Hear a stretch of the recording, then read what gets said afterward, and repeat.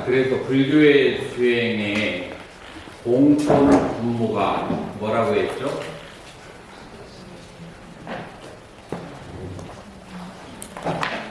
나는 누구인가?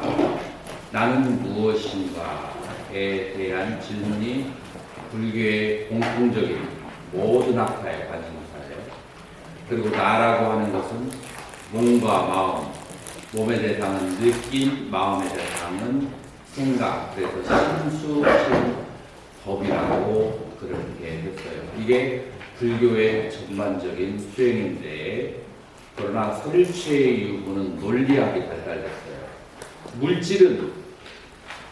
물질이라고 하는 것은 내 마음이 직접 느낄 수가 없어요. 6가지의 감각기관이 대상을 촉했을 때 6가지의 식으로 전환하는 것을, 전호식을 마음이 받아들일 수가 있는 거예요. 그래서 이 전호식이라고 하는 것은 상에 해당하는 거예요. 그래서 결국은 색은 마음하고 비즈니스가 더 이상 없어요. 색 빠지고 수, 상, 행식 혹은 수신법만 남는데, 마음의 대상을 포괄적으로 말하면 다 법이라고 하니까 수도 법으로 들어가서 신과 법 두 가지만 남겨놨다. 어디에서? 설일체유에서. 자, 그래서 그 뒤에 학파는, 예를 들어서 설일체유구 다음에 바로 온 학파가 중간학파인데, 중간학파에서는 아와 법, 아공과 법공, 아에 대한 집착과 그 법에 대한 집착, 그리고 마음에 대한 집착과 마음이 일으키는 생각에 대한 집착을 버리는 것을 아공법공이라고, 결국 설일체유가 만들어 온 카테고리를 그대로 사용을 했어요. 중간학파에서는. 자, 선종에 와서는 마음을 관하는 것이, 그래서 관심일법이 총섭재행이다. 마음을 관하는 한 수행법이 모든 수행법을 나옵니다. 자, 여기에서 남의 말만 쫓아가면 나하고는 관련이 없어요. 여기서 한번 딱 멈춰져서 지팡이를 딱 꺾어지고 질문을 던져야 돼요. 무엇 때문에 마음을 봐야 되지? 마음을 보아서 어떻게 수행이 된다는가? 마음을 보면 무슨 이익이 있을까? 라고 질문을 던져봐야 돼요. 마음을 봐서 어쩌자는 거예요? 왜 마음을 봐야 되죠?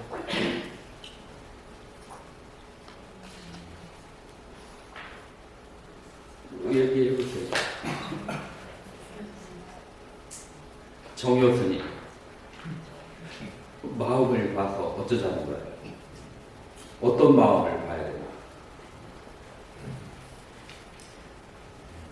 마음보다는 부처를 본다는 걸로 이해하고.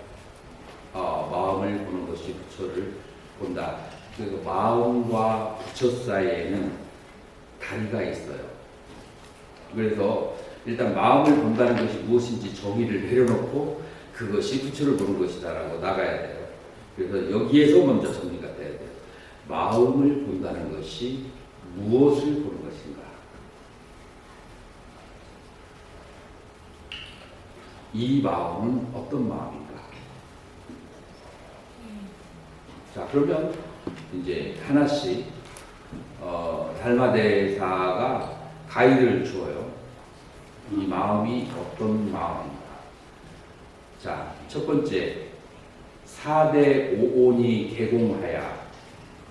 자, 그래서 첫 번째, 마음이 오온이 공하다라는 것을 알아야 되고, 두 번째, 청정한 마음과 염오신 물들은 마음이 있는데, 청정한 마음을 보는 것이 바로 관심일법이다 라고 했어요. 자, 이게 청정한 마음이라고 하니까 그냥 청정심이라는 건 알겠는데, 내가 일상생활을 할 때 어떤 마음을 청정한 마음이라고 하고 어떤 마음을 염오심이라고 할까요?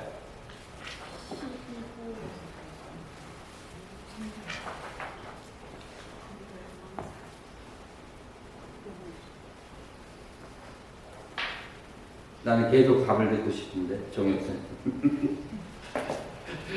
어떤 마음이 청정한 마음이고, 어떤 마음이 물들은 마음입니다.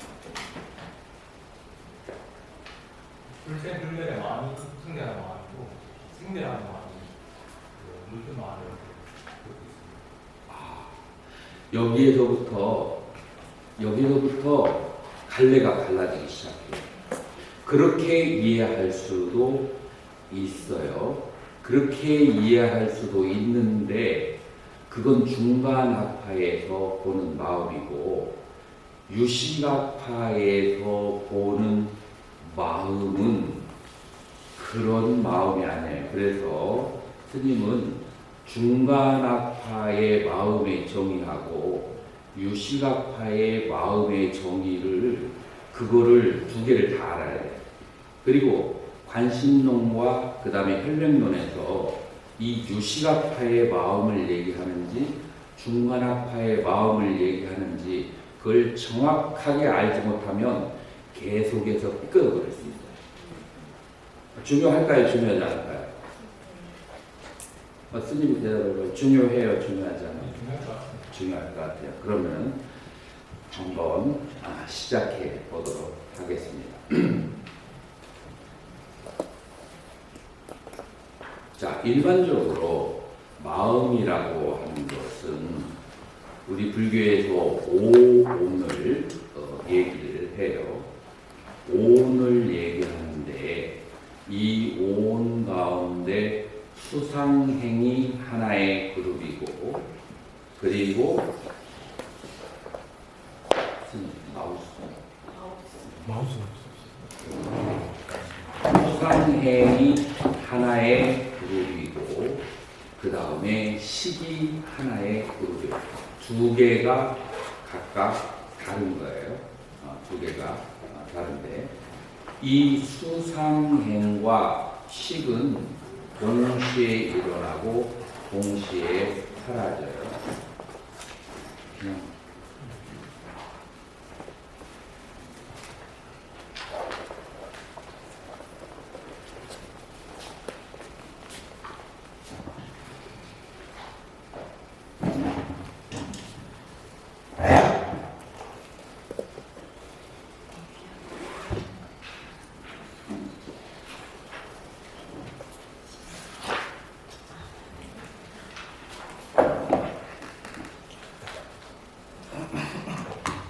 지금 저 스님이 나한테 마우스가 없다라고 했어요. 근데 나는 마우스를 찾았어요. 저 마음은 어떤 마음이고 이 마음은 안 되고 싶은 마음이 일단은 있으면 들뜬 마음. 마음이 들뜨면 실수를 해요. 이 들뜬 마음은 물드는 마음일까요? 그 다음에 청정한 마음일까요? 그래서 나에게 물드는 마음이 있다라고 알아차려야 돼요. 자, 일단 여러분들이 이해가 안 되면 속도를 내가 줄일 테니까 한번 내가 앞으로 나가볼게요. 수와 식, 상과 식, 행과 식이 동시생하고 동시별한다. 자, 이 말이 이해가 가나요? 이해가 가요? 그래서 여러분들이 내가 그거를 먼저 정리를 해줘야 되고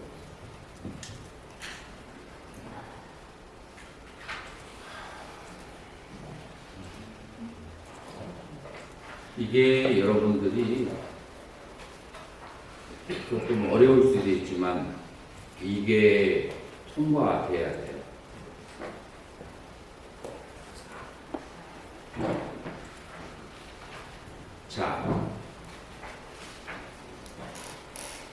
식이라고 하는 것이 어떻게 발생하는가 한번 보자고요. 그래서 안근이 루파 색을 촉했을 때 안식이 발생을 하는 거예요. 이 안식이 발생할 때는 요 식에는 두 가지의 상태가 결합이 되어 있다라고 했어요. 무엇과 무엇이 결합이 되어 있죠? 아는 마음과 알려진 내용물, 그 다음 이 색이라고 하는 물질이 표상으로 전환이 된 것, 그것을 동시에 있을 때 안식이라고 해요. 자, 봐봐요. 지금 여러분들 요 마우스 보이나요?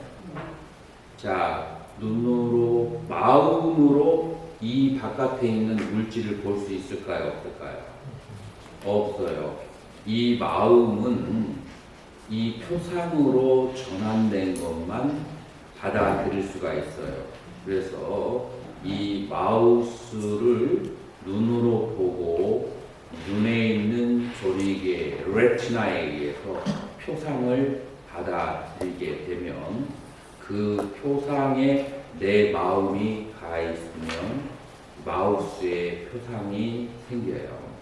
자, 그래서 이 모양이 생기는 상태가, 그거를 아는 상태가 안식이라고 해요. 그러면은 이 안식은 어디에다가 갖다 줘야 돼요? 어디에다가? 의근에다가 갖다가 대령을 해야 돼요. 그러면은 그 의근이 이렇게 생긴 모양을 보고 인식하기 시작하는 거예요. 이 의근에는 기억이 있어. 자, 그렇기 때문에 빨간색의 마우스라고 이름이 나오게 되는데, 그건 안식이 의근이라고 하는 기억의 라이브러리에다가 갖다가 배워줬기 때문에 빨간색이라는 재인식을 할 수가 있고 마우스라고 하는 이름을 생각할 수 있어요. 그래서 마우스라는 이름과 빨간색이라고 하는 그 분별은 의근에 저장되어 있는 기억과 연결해야 되고, 그 기억과 연결되는 것은 첫 번째 뭐냐면은 전오식이에요. 그래서 안식에서부터 신식까지 받아들인 표상이 의근의 대상인 법이 되어서 그래서 잘 알게 된다라고 하는 거예요. 자, 그러기 전에 안식에는 여러분들은 아는 마음과 알려진 내용물, 표상 두 가지가 같이 작용한다라고 할 수 있어요. 자, 알려진 내용물, 표상을 오온 가운데 뭐라고 하나요? 산야, 상이라고 해요. 그래서 지금 여기에서는 무엇과 무엇이 동시에 작용하냐면 신과 그 다음에 상이라고 하는 신소가 동시에 작용으로 해서 안식이 발생하는 거예요. 자, 그래서 신과 그리고 상이 동시에 작용해서 그래서 그 안식을 이루거나, 자, 두 번째의 경우에는 여러분들이 의자에 딱 앉았는데 밑에 뭐가 꽂혀 있어요? 앞침이 꽂혀져 있어. 그러면은 어떻게 돼요? 아무리 히프가 살이 많다고 하지만 뭐를 느끼죠? 통증을 느끼죠. 자, 이 통증은 락수예요? 아니면 고수예요? 고수예요. 자, 이 괴로운 느낌을 받을 때 뭐가 그쪽으로 가야 돼요? 마음이 그쪽으로 가야 돼. 근데 이 괴로운 느낌이 올 때 마음이 지금 지독한 그 근심을 하고 있어. 지금 방금 전화가 왔는데 내 가장 친한 도박이 생사를 했는데 그 생사를 헤매서 마지막 그 눈을 감기 전에 나를 보고 싶다는 거야. 나는 지금 강의를 해야 되는데. 그러면 이 앞침 아픈 것이 마음에 들어오겠어요? 그냥 그쪽으로 마음에 가 있으면 이 아픈 것을 느낄까요? 못 느낄까요? 못 느껴요. 그러면은 그것은 느낌으로 작용하지 않아요. 그러나 그 대상이 사라졌을 때 마음이 그쪽으로 가면 마음과 괴로운 느낌 두 가지가 같이 작용을 해서 수와 심이 동시에 작용을 해서 그렇게 일어나는 거예요. 그래서 심과 심소가 수, 상, 행 중에 하나와 같이 작용하는 거예요. 강의를 하는데 갑자기 어딜 가고 싶어져요? 내가 좀 늦게 와가지고 화장실 안 들리고 그냥 왔어. 무슨 욕구가 생겨요? 화장실에 가고 싶은 욕구. 이 욕구를 내가 알 때 이 욕구, 행과 내 아는 마음이 같이 작용. 그래서 이 마음은 무엇과 함께 작용하냐면 수와 함께 작용하거나 상과 함께 작용하거나 식과 함께 작용을 한다. 자, 그렇게 해서 수, 상, 행, 식이라고 해요. 자, 그러면 이 마음은 오염이 되어 있겠어요? 오염이 되어 있지 않겠어요? 이 마음이 오염이 되어 있어요? 괴로움은 괴로움인 줄 알고 즐거움은 즐거움인 줄 알고 이것이 옳은 것이면 옳은 것인 줄 알고 이것이 그런 것이면 그런 줄을 알고 내가 좋아하면 좋아하는 줄 알고 싫어하면 싫어하는 줄 아는 이 마음이 오염이 되어 있나요? 이거는 오염이 되어 있지 않아요. 마치 거울과 같아요. 거울에 꽃이 비춰지고 아니면 귀신이 비춰진다고 해서 거울 자체가 꽃이 되거나 귀신이 되는 것은 아니에요.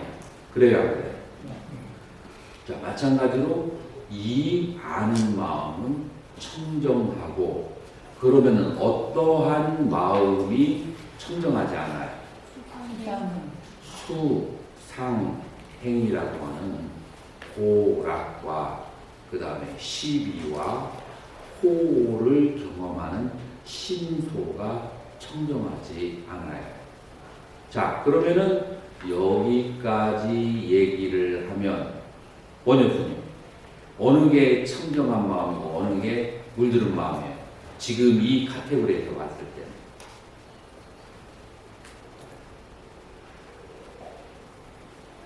여기에서 봤을 때는 심이 청정하고 수상행이 오염된 마음이에요. 자, 이 그 마음의 분류가 어디에서 시작됐냐면 초기불교에서 설일체의 물을 타고 어디까지 미끄러져 가냐면 유식까지 미끄러져요. 그래서 유식에서 청정한 마음과 물들은 마음은 이렇게 정의를 내려요.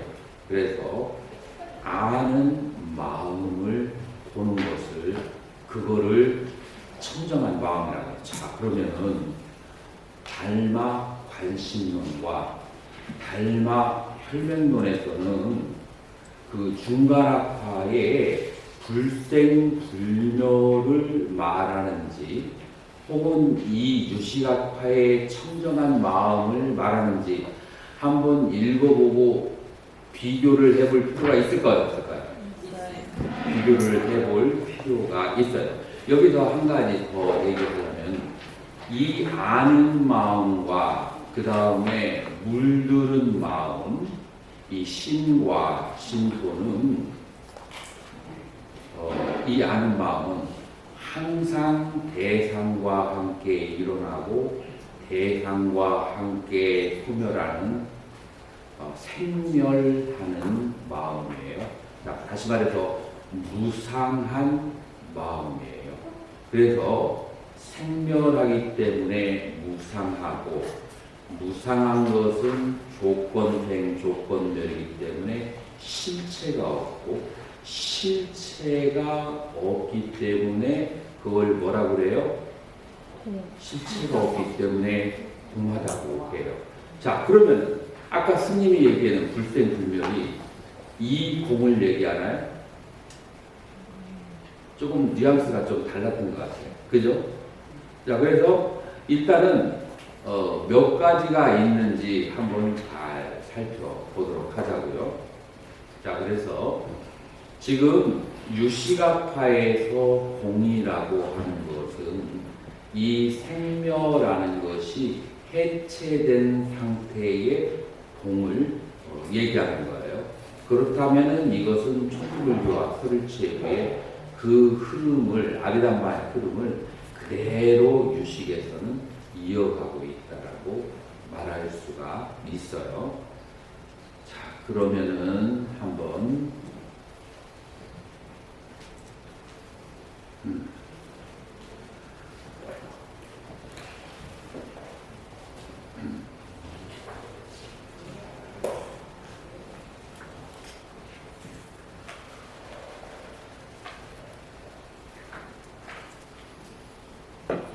자, 이게 설명문에서 나오는 글이에요.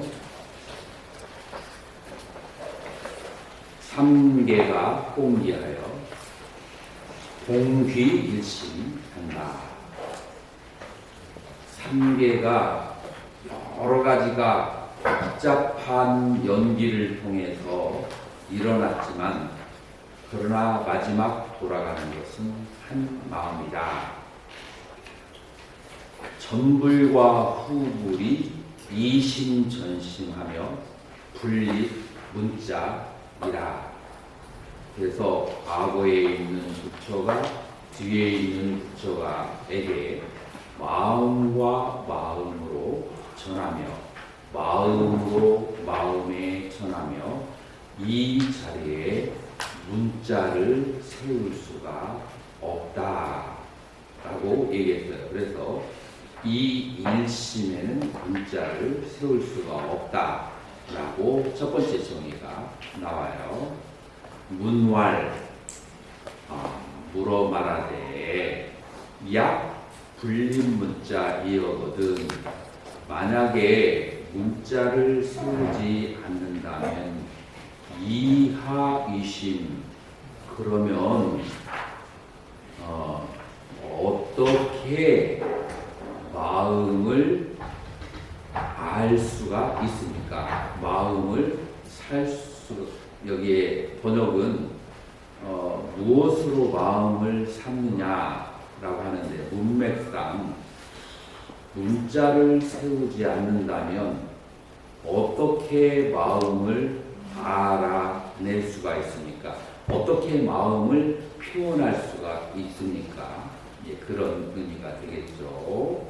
자, 거기에 대해서 첫 번째 아주 유명한 대답이 네가 나에게 묻고 그것이 즉시 바로 너의 마음이고 내가 너에게 대답하는 것이 그것이 나의 마음이다. 자, 여기에서 아까 선중의 마음이 불생불멸이라고 했는데 지금 여기에서 내가 너에게 대답하고 네가 나에게 묻는 것이 그것이 마음이다 라고 했는데 이게 불생불멸의 마음하고 비슷해 보이나요? 조금 각도가 다른 것 같으나요? 스님은 각도가 다르게 느껴져요? 또 다른 사람은 어떻게 느껴져요? 감이 안 오나 보네, 다른 사람은.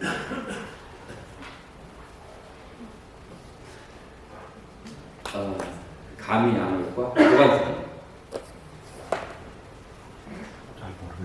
잘 모르겠어요. 내가 지금 어디에 발바닥을 두어야 될지, 어디로 한 걸음을 옮겨야 될지 잘 모르겠어. 왜 모르는지 무엇을 모르는지를 잘 내가 몰라가지고 이거를 어디서 더 설명을 해야 될지 잘 모르겠어요.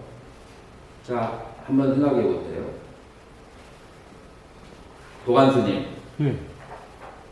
이 대답하는 마음이 바로 그 마음이라는 거예요. 자, 이 마음이 스님이 내가 불렀을 때 대답하는 그 마음이 불생불멸의 마음일까요? 예? 이게 불생불멸의 마음이라고? 불생불멸의 마음이 어떻게 내가 부르는 것을 듣고 어떻게 내가 부르는 것에 대답을 하겠어요? 그 스님이 말하는 불생불멸의 의미가 뭐예요? 불생이라는 것은 생하지 않았다는 것이고 불멸이라고 하는 것은 사라지지 않는다라고 하는 것인데 어떻게 그 마음이 내가 물을 때 대답하고 그 다음에 질문하고 그렇게 하겠어요. 여기에서 약간의 그 틈은 있는 것은 느껴지나요? 느껴져요? 자, 그 다음에 조금 더 나에게 만약 마음이 없다면 어떻게 대답할 수 있고 그대에게 만약 마음이 없다면 어떻게 나에게 물을 수 있는가? 자, 아까 전에 내가 설명한 마음은 아는 기능을 가지고 있고 그 아는 마음은 느낌과 함께 발생하고 생각과 함께 발생하고 욕구와 함께 발생한다고 하는 그 마음하고 지금 여기에서 말하는 마음하고 불생불멸의 마음하고 어느 쪽에 가까운지를 한번 잘 생각을 해보세요. 그래서 당신이 나에게 묻고 그 다음에 내가 그대에게 질문하는 것이 그 당체가 바로 마음이니 아주 옛날부터 움직이고 행동하는 모든 그 행위의 주체가 바로 그대의 마음이고 그것이 바로 부처이다 라고 그렇게 얘기를 하는 거예요.